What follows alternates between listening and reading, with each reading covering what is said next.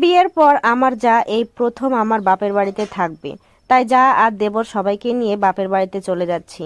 16ই December উপলক্ষে আমার বাপের ওখানে প্রতি বছর খেলাধুলার আয়োজন করা হয়। রাতে পুরস্কার বিতরণী থাকে এবং নাচ গানের অনুষ্ঠানও থাকে। তো যাকে বললাম যে চলো, গতবার তো যাওয়া হয়নি, বাচ্চা ছোট ছিল যার কারণে সে যেতে পারেনি। তো এবার সে বাচ্চাটা অনেক বড় হয়ে গেছে, তো চলো যাই, ওখানে অনেক আনন্দ করা হবে। তো যে কথা সেই কাজ, সবাই মিলে চলে গেছে। আপনাদের ভাই অবশ্য পরে গেছে, আর আমরা আগে আগেই গেছি। আমি কিন্তু প্রতি বছর খেলাধুলার অনুষ্ঠানের আগের দিন রাত্রি চলে যাই, কারণ খেলাধুলা সকাল থেকেই শুরু হয়ে যায়। এবার যা দেবরকে নিয়ে যাওয়ার জন্য আমি আগের দিন যাইনি, পরের দিন সকালবেলাও যাওয়া হয়নি, 10টা 11টা পার হয়ে গেছে যেতে যেতে। আর গিয়ে আমি অনেকগুলো খেলা মিস করে ফেলেছি। আমার ছেলেরও কিছু খেলা ছিল যেগুলো আমার ছেলের খেলা হয়নি। তো যাই হোক, সেটা বড় কথা না, সবাইকে নিয়ে একসাথে আনন্দ করছি, গেছি, এটাই অনেক বড় কথা। তো এখানে কিন্তু কসমেটিক্সেরও দোকান দিয়েছিল, আমি এগুলো ঘুরে ঘুরে দেখছিলাম। আর রাতের বেলা অনুষ্ঠানটা ছিল, শীতের সময় বুঝেনি তো, রাতের সময় কুয়াশার ভেতরে অনুষ্ঠান, ছোট বাচ্চা নিয়ে থাকা অনেকটাই মুশকিল। সে কারণে প্রথমবার আমার যাওয়া যায়নি। আর এবার যেহেতু তাকে সাথে করে নিয়েই গেছি, আর এখানে গ্রামের ছোটখাটো অনুষ্ঠান হিসেবে কিন্তু অনেক সুন্দর আয়োজন করা হয়েছে। এখানে শিল্পী আনা হয়েছিল গানের জন্য। তো সব মিলে আয়োজনটা মাশাল্লাহ অনেক অনেক সুন্দর ছিল, অনেক লোকজন ছিল।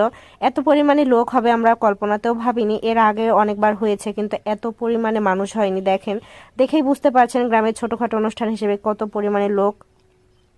তো পরের দিন সকালে তো মা আমাদের জন্য ভাপা পিঠা বানাচ্ছে, আর এদিকে তো থান গুড় দিয়ে ভাপা পিঠা খেতে আমার কিন্তু খুবই ভালো লাগে।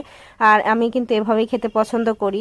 আমি এখানে গুড়টা কাটাকাটির সময় কিন্তু আমার হাতটা কেটে গিয়েছিল, মানে আমার যা ভিডিও করছিল আমি খেয়াল করি নাই, তার দিকে তাকাতে গিয়ে আমার হাতটা মূলত কেটে যায়। তো তারপরে আমার মা বলছে তোমরা দুপুরে কি খাবে সেটাই রান্না করব। তো আমি এখানে সিম তুললাম, মার সিমের বাগানটা অনেক বড় আর অনেক সিমও ধরছে। সিম টিম তুলে তারপরে মাকে তো রান্না করার জন্য দিয়েছি। আর এদিকে ভাপা পিঠা তৈরি হয়ে গেছে, আমি তো সবাইকে পরিবেশন করছি। আর আপনাদের ভাইয়া কিন্তু আমাকে খাইয়ে দিয়েছে, কারণ আমার হাতটা কেটে গেছে, আপনারা তো অনেকেই দেখছেন ভিডিওতে। আর আমার মা অনেক ব্যস্ত থাকার কারণে আপনাদের ভাইয়াই আমাকে খাইয়ে দিয়েছে। আমার যা বলেছিল যে সমস্যা নাই, আমিও খাইয়ে দিতে পারি। তো আমি, আপনাদের ভাইয়া বলছে না আমি খাইয়ে দিচ্ছি, সমস্যা নাই। আসলে যে বউকে ভালোবাসে তার কাছে কিন্তু লজ্জা শরমের কি আছে, নিজের বউ, সে যেখানেই যাক না কেন আপনি সেখানেই ভালোবাসা দেখাতে পারবেন, এটা তো কোনো অসম্মানের কিছু না। অনেকে আবার বলে যে মানুষের সামনে খাওয়িয়ে দিচ্ছে, কেন ভাই, ও আমার স্বামী, আমি ওর বউ, এটাতে কোনো সমস্যা থাকার তো কথা না।